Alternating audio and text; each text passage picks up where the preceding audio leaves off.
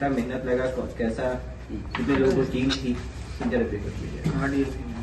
करीब Thursday night था ना। थर्सडे नाइट को करीब 9:15 में पेशेंट यहाँ आया। एक्सीडेंट नियर बाय यही अटल पथ पे हुआ था। 20-22 साल के लड़के थे और करीब जैसे न्यूज़पेपर के माध्यम से पता चला कि 45 मिनट लगा उसको सरिया काटने में पुलिस को वहाँ। उसके बाद यहाँ शिफ्ट हुआ कर 45 मिनट और 45 में करीब 9:15 में यहाँ आया था मुझे लगभग, क्योंकि हम विदिन 10 to 15 मिनट्स अपने घर से यहाँ शिफ्ट आ गए थे और 9:30 करीब 15 से 20 मिनट में पेशेंट डायरेक्टली ओटी में शिफ्ट हुआ। करीब without any delay, without any payment, इधर कुछ नहीं हुआ। हम लोग पेशेंट के लाइफ सेविंग के लिए विदिन 15 मिनट्स ओटी में शिफ्ट हुआ। जो सैंपल ब्लड का इन्वेस्टिगेशन था, रास्ते में होते हुए भी ब्लड के लिए रिक्वायरमेंट आपको वेट करते तो पेशेंट को जान जा सकती थी। तो हम लोग 15 मिनट के अंदर में ही, मेरा इतना अच्छा सर्विस है अपने हॉस्पिटल टीम का कि 15 मिनट से 20 मिनट के अंदर में ऑपरेशन थिएटर में शिफ्ट हो गया। उसके बाद आधा घंटे के अंदर में हम लोग ऑपरेशन स्टार्ट कर दिए। तो सबसे बड़ा डिफिकल्टी था कि रड आगे से पीछे लगा था, बड़ा सा करीब 2 से 2.5 फीट का रड था। एनेस्थेसिया देने में बहुत दिक्कत आई थी। हमारी टीम के 2 डॉक्टर थे, 3 डॉक्टर थे एनेस्थेसिया टीम के, बहुत ही एक्सपर्ट थे। उसको देने में बहुत दिक्कत, कैसे आप जब तक किसी पेशेंट को सुलाया नहीं जाए तो ट्यूब डालने में जो होता है दिक्कत होता है। लेकिन हम लोग जुगाड़ टेक्नोलॉजी, कहा जाता है कि बिहारी बहुत ही जुगाड़ू होता है। हम लोग जुगाड़ टेक्नोलॉजी से पेशेंट को एक हेल्पर की मदद से गर्दन को पकड़ाया और साइड बाय टेबल, इतना डिफिकल्ट एनेस्थेसिया कि साइड बाय टेबल पे दे के ट्यूब डाला गया और ट्यूब डालने के बाद पेशेंट को स्टेबलाइज किया गया। मतलब ब्लड तो जा ही रही थी अगर, और सबसे बड़ी बात है रड के साथ उसका जो जैकेट था वो अंदर घुसा हुआ था, सॉफ्ट टिश्यू में अंदर घुसा हुआ, तो जो निकाल नहीं सकते। लेकिन एक तरफ तो हमको रड घुसा हुआ था, उसके साथ कपड़ा था, सामने देखिए बोलिए। हाँ, कपड़ा था। तो कपड़ा के एक फायदा, घाटा तो ये था कि इन्फेक्शन का ज्यादा चांस रहता, गंदे कपड़े थे। लेकिन फायदा ये था कि ब्लड जो होता मेजर वेसिल्स या होता नस का, वो उसको प्रिवेंट कर रहा था, मतलब इंजुरी से प्रिवेंट किया, फर्दर इंजुरी। एक फायदा हमको उससे हुआ कपड़ों से। हमको करीब 2 से 3 घंटा लगा करीब रड निकालने में। करीब 9:30 से स्टार्ट किए, 2 से 3 घंटा के अंदर में हम लोग रड निकाल दिए, पेशेंट को स्टेबलाइज कर दिए, टेम्पोररी स्टेबलाइज करके वेंटिलेटर पे शिफ्ट कर दिए। और उसके बाद ड्यूरिंग द सर्जरी हम लोग ब्लड ट्रांसफ्यूजन जितना जरूरत था विदिन मिनट हम लोग ट्रांसफ्यूजन किए, स्टेबलाइज हो गया। करीब सुबह में सर्जरी स्टार्ट किए फिर से, मतलब स्टेबलाइज होने के बाद बीपी मेंटेन हो गया। शुरू में तो थोड़ा दिक्कत हुआ था, ईसीजी चेंजेज आ रहा था, बीपी फॉल हो गया था। ट्रांसफ्यूजन ये थोड़ा स्टेबलाइज हुआ, वेंट पे किए, वेंटिलेट किया गया।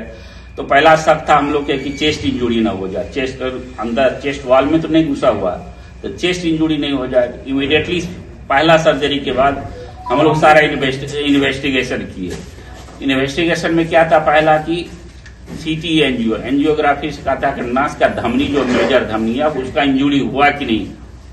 पहला शिफ्ट होने से, मतलब आईसीयू में शिफ्ट होने से पहले ही हम लोग क्या किए, नास का मेजर धमनी का इंजुरी हुआ कि नहीं। मेजर धमनी का इंजुरी नहीं था, लेकिन उसका वो जो कैलिबर होता है, जो कैलिबर जो होता है वो कम हो गया था। लॉन्ग ड्यूरेशन करीब 2 घंटा तक, 45 मिनट उधर और इधर हमको 1 घंटा लगा। 1.5 घंटा में कैलिबर, उसका प्रेशर के चलते ब्लड फ्लो कम हो गया था। तो ब्लड का ट्रांसफ्यूजन दिया गया, कुछ मेडिकेशन दिया। हमारे टीम के, एनेस्थेसिया टीम के, आईसीयू टीम के, हमारे जितने भी स्टाफ थे बहुत ही हेल्पफुल था। और हम लोग को निकालने के बाद जब देखे कि अब कैलिबर इम्प्रूव हो रहा है, पल्सेशन इम्प्रूव हो रहा है, फिर से सीटी के दोबारा सीटी हम लोग किए नस को देखने के लिए, तो सब चीज ठीक था। तो फिर ऑपरेशन थिएटर ले गए स्टेबलाइज करने के बाद। फिर से मेजर ऑपरेशन, जो भी बोन आगे की हड्डी जिसको कॉलर बोन आप लोग बोलते हैं, उसमें फाड़ते हुए पीछे का ये हड्डी था वो चूड़ा चूड़ा हो गया था, उसको फिर से आगे से रिपेयर किए। फिर पीछे गए, मतलब पीछे से एक पोजीशन में नहीं हो रहा था, फिर से पलट के फिर पीछे का बोन किए। सॉफ्ट टिश्यू बहुत लॉस था, तो सॉफ्ट टिश्यू का मेजर रिपेयर हो गया था। और स्किन लॉस भी बहुत था वहां, क्योंकि मोटा सड़िया था, तो स्किन लॉस था। तो इसको प्लास्टिक सर्जरी, मतलब मैंने ही किया, सारे जितने भी प्रोसीड्योर था अकेले मैंने किया with help of anaesthetist. Coverage बढ़िया था, हम लोग अभी वुंड को कवर कर दिए। इमीडिएटली हम लोग सुबह में 12-1 बजे तक मतलब एक्सटूबेट हो गया था, करीब तो सर्जरी के दूसरे दिन एक्सटूबेट हो गया था। पेशेंट शाम तक कल तक खाने लगेगा। अभी आज ड्रेसिंग किए, वुंड बहुत ही अच्छा है, ऊपर वाले के दया से अभी इन्फेक्शन नहीं हुआ। लेकिन अभी इतना कहा नहीं जा सकता है कि इन्फेक्शन होगा कि नहीं हुआ, जब कम से कम 10 से 15 दिन लगेगा कंप्लीट वुंड हीलिंग में। अभी पेशेंट स्टेबल है और खा पी रहे हैं, खतरे से बाहर है वो, खतरे से बाहर है। बस एक ही प्रकार का कोई खतरा नहीं है, जान का कोई खतरा नहीं है, अभी जान का खतरा नहीं। बस एक ही खतरा है कि इन्फेक्शन नहीं हो जाए। इन्फेक्शन अगर चेस्ट वॉल में गया तो दिक्कत हो सकती है, लेकिन अभी तक पेशेंट को फीवर नहीं आया। जो इन्फेक्शन का जो साइन होता है, फीवर आना, टेम्परेचर बढ़ना, जो ये अभी तक कोई साइन नहीं है। आज ही तुरंत ड्रेसिंग किए, वुंड हेल्दी है, कोई मेजर ब्लीडिंग नहीं है। हाथ का पल्सेशन बढ़िया कर, जो नस का दबाव होता है, हाथ का ताकत चला जाता है, वो भी नहीं है, सब चीज ठीक है पेशेंट। और एक उंगली में कटा हुआ था, एक दिन पहले का इंजुरी है, वो बाद में रिपेयर करेगा। अभी लाइफ का बात था, वो हो गया। अभी पेशेंट स्टेबल। इस हालात में इस हालात में कुछ कहना मुश्किल होता है, क्यों प्रिडिक्ट करना। लेकिन जब तक कुछ कोई काम ट्राई नहीं करेंगे तब होगा ही नहीं। छोड़ देंगे तो 100% नहीं। अब आया है 20-22 साल का लड़का है, उसके लिए तो कुछ करना पड़ेगा। लेकिन सबसे बड़ा प्रॉब्लम ये भी था, मॉब। हम लोग को यूजुअली आप लोग जानते हैं, मॉब के चलते डॉक्टर केस लेना पसंद नहीं करते, हॉस्पिटल वाला। लेकिन उस परिस्थिति में हमारे हॉस्पिटल के स्टाफ ने सबों ने केस को लिया, हमने आया। अब पेशेंट जब हम लिफ्ट में आ रहे थे, 8-10 लेडी थी, तो किसी ने हम ही को पूछ दिया, हम ही को पूछ दिया, डॉक्टर पंकज कब आएंगे? हमने बोला अगर बोल दिए तो जरूर आएंगे। एशियन सिटी हॉस्पिटल के साथ आप कितने टाइम से जुड़े हुए हैं?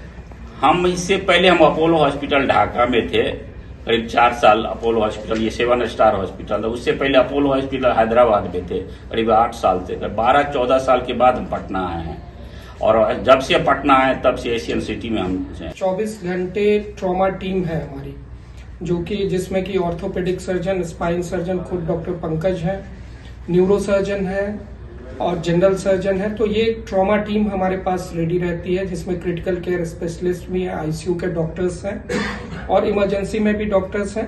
इसी वजह से जो ट्रॉमा टीम हमारी एक्टिव थी, उसी वजह से ये जान हम लोगों ने बहुत ही आसानी से हम लोग बचा पाए। जैसे ही हमारे पास कॉल आया, विद इन 5 to 10 मिनट्स हमारा ambulance with paramedic with doctors patient के पास पहुंच चुका था।